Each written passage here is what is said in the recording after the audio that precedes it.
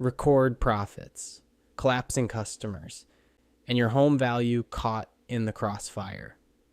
That's the story playing out across America right now, and most homeowners have no idea how directly it's connected to their property.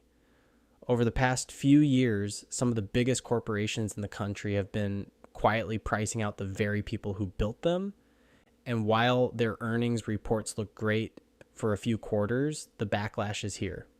These companies are now losing customers, closing locations, cutting jobs, and pulling out of markets. And every single one of those moves has a real estate consequence that hits closer to home than most people realize. Here are 10 massive companies that got too greedy and why their downfall matters if you own, buy, or sell real estate in America. Number 1, Starbucks.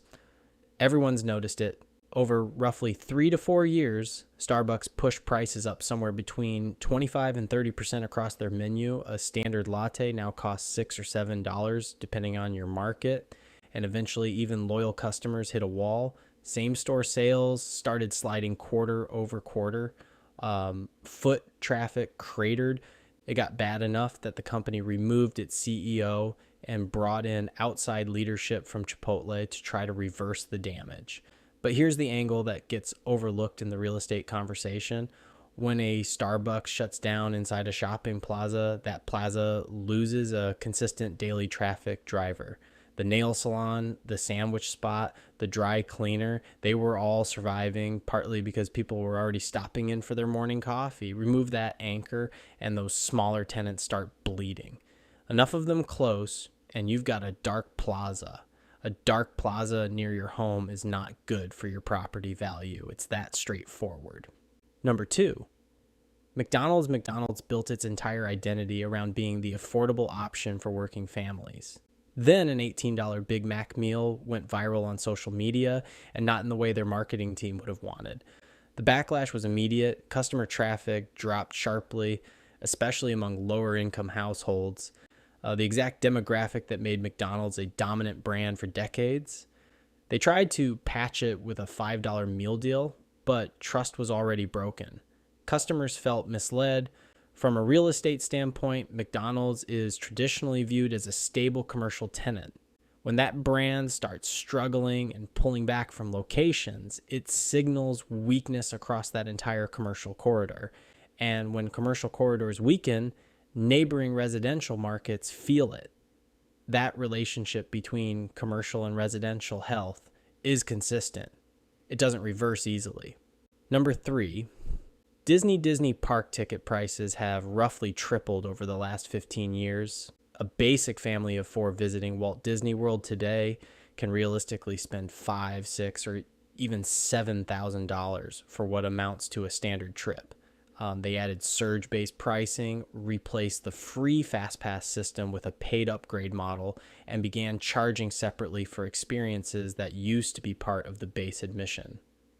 On the streaming side, Disney Plus launched at a low entry price to build a subscriber base, and then raised rates repeatedly until millions of users canceled. Here's why this matters beyond entertainment. Disney is one of the largest employers in Central Florida. The entire regional economy around Orlando depends heavily on the tourism that Disney generates. When park attendance declines and Disney responds with cost-cutting and layoffs, it sends ripple effects through every hotel, restaurant, and residential neighborhood in that orbit. With Universal's major new expansion adding serious competition to that market, Disney's pricing strategy is being tested in a way it hasn't been before. If you own property anywhere in a Disney-dependent market, this is worth tracking closely.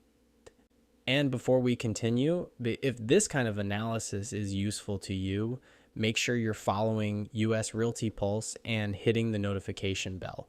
We break down exactly how corporate and economic shifts translate into real estate consequences every single week. The people who catch these patterns early are the ones who actually have time to act. Don't be the homeowner who finds out Walgreens left the neighborhood 3 months after property values already moved. Number 4, Walgreens. Walgreens was already charging 30 to 50% more than Walmart or Target on basic everyday items. Then they began locking merchandise behind locked glass cases, which made the in-store experience frustrating and time-consuming. Customers were paying a premium and getting a worse experience in return. The result was predictable. Hundreds of locations have closed. The company eventually went private after its stock declined dramatically. For homeowners in suburban neighborhoods, a Walgreens closure carries real weight. In many communities, that store was the closest pharmacy. When it closes, seniors who depended on it for prescriptions now face a 15 to 20-minute drive. Families lose a convenient daily errand stop. Neighborhoods that lose basic services become less attractive to prospective buyers. It affects desirability, time on market, and ultimately price. This is a pattern with documented real estate consequences. Number 5, Stellantis. You may not recognize the corporate name, but you know the brands: Jeep, Dodge, Ram, Chrysler. Stellantis pushed vehicle prices to levels that priced out a large portion of their traditional buyers. Basic Jeep Wranglers cost $40,000. Ram trucks were hitting 60, 70, even 80,000. The strategy was to chase profit margin over volume, betting that brand loyalty would hold. It didn't. Sales dropped sharply. Dealer lots filled up with unsold inventory. The CEO was replaced. Now the company is offering deep discounts just to move units, which defeats the entire purpose of the margin-first strategy they pursued.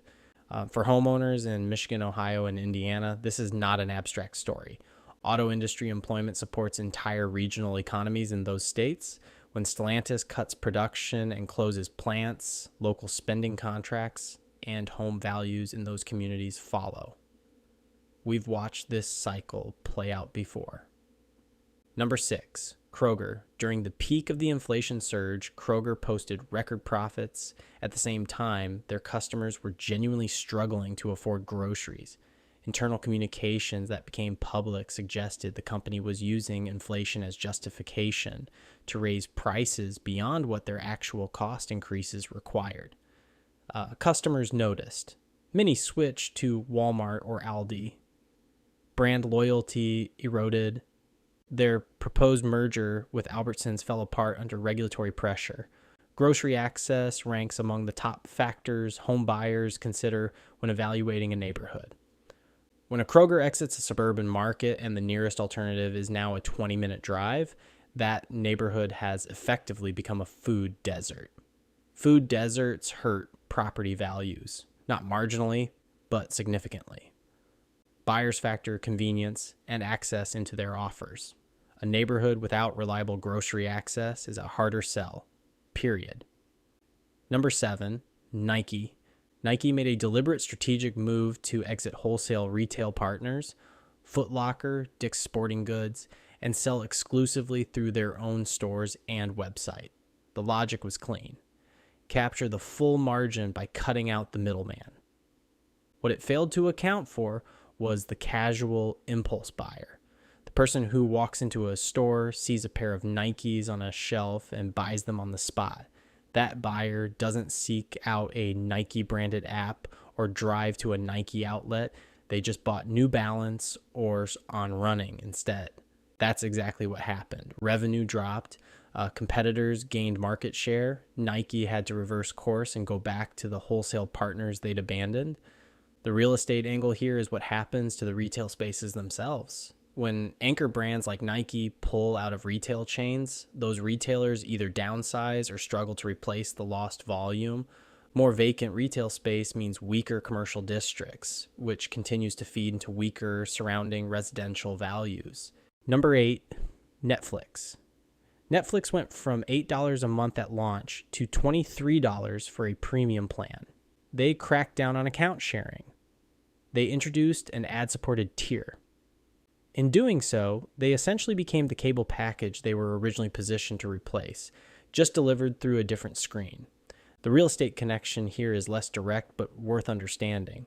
Netflix and the broader streaming economy helped justify remote suburban and exurban living. People moved further from city centers, partly because remote work and home entertainment made the trade-off worthwhile. As streaming costs rise and return to office pressure increases, the value proposition of those further out markets weakens. It's one piece of a larger picture around where people choose to live and what they're willing to pay for it. Number 9, Spirit Airlines. Spirit's business model was simple: advertise low base fares and charge separately for everything else. Carry-on bag, seat selection, even basic amenities. It worked until passengers started doing the math and realized the final cost wasn't meaningfully lower than a regular airline, but the experience was dramatically worse. They filed for Chapter 11 bankruptcy, and several routes have been eliminated or are at risk. For real estate, budget airlines are what makes certain vacation and second home markets accessible to middle-class buyers. When Spirit was flying into smaller Florida or Gulf Coast destinations cheaply, it was driving consistent tourism and second home demand in those markets. When those affordable routes disappear, those markets lose a steady buyer pipeline. Vacation home values in areas that lose budget air service tend to soften. It's a direct supply and demand relationship. Number 10, insurance companies. This is the one that touches every homeowner directly, and it's the hardest to work around. Home insurance premiums have surged 20, 30, 40, even 50% in some states over the past 2 to 3 years. Major carriers like State Farm and Allstate have effectively exited California. Florida's insurance market is under serious structural stress. Rates are climbing while coverage is shrinking and claims are becoming harder to process. This is not an indirect real estate story. This is direct. If your insurance bill jumps 40%, that's real money out of your monthly budget. For buyers, higher insurance costs reduce purchasing power because lenders include insurance in debt-to-income calculations. There are buyers who have lost mortgage qualification because insurance costs in their target market were too high. For sellers, when buyers are getting hit with high premiums in your market, they come in lower or walk away and look somewhere else. Florida and parts of California are already experiencing population outflow driven in part by unaffordable insurance. When people leave, demand drops. When demand drops, home values follow. Here's the through line across all 10 of these companies. Every single one of them prioritized short-term profit extraction over long-term customer relationships. They raised prices because their market position let them. They squeeze margins until customers stop coming back. And the data behind this is striking. Each corporate profits as a share of GDP climbed to around 16%, up from about 8% in 1982. Meanwhile, employee compensation as a share of GDP fell to roughly 62%, down from 67%. The gap between what corporations earn and what workers take home is wider than it has been since World War II. The top 20% of American households are now driving nearly all post-pandemic consumer spending growth. The bottom 80% are stretched, and when 80% of your customers are financially tapped out, record profits on paper don't protect you from revenue collapse. For real estate specifically, the message is this: property values are built on jobs, income, and local economic stability. When major employers shrink, retail corridors go dark, services disappear, and consumers stop spending, it weakens the foundation that holds home values up. Whether you're protecting equity as a homeowner, figuring out where to buy, or deciding when to sell, the health of these companies in your market matters more than most people track. If this gave you a sharper view of what's actually moving the market, subscribe to US Realty Pulse and hit the notification bell. New housing and economic breakdowns go out every week, and the viewers who see them first are the ones making informed moves before the rest of the market catches on. Check out our next video for more, and we'll see you there.